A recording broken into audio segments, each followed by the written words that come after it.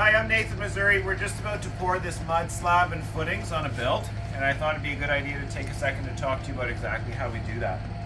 So what we've done on the top part of this bedrock is that we've sunk our rebar pins to hold the formwork.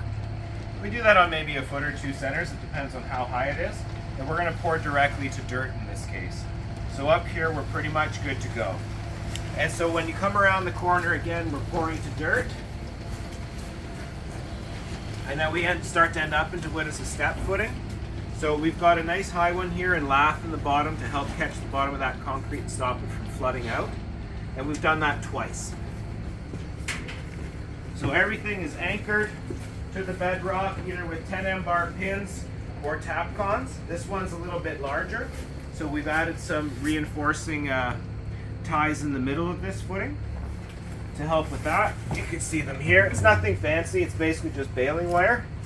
But there's so much structure to this that we're not worried at all. And then when we come down here, we have our mud slab that's basically just going to cover all this and fill all the nooks and crannies like nothing crazy. Our laser is set up right now that'll talk to a line on our screed board, and that'll help us pull back a perfectly level slab.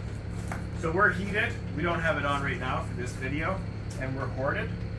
Looking back here, we have a thermal break that'll happen behind the block line of the outside wall, and below it is also an insulated line to help prevent that frost from penetrating into the bedrock. So we have our string line here to tell us where outside a block is. So this is the insulated cavity that isn't load bearing on top of this. The block goes here. And then what we have is, because there's a divot in the rock and we don't want water to collect against our foundation, we're going to be able to go from the top of this string, which is top of concrete, over here on about a 2.5 to 3% grade to the outside of the footing.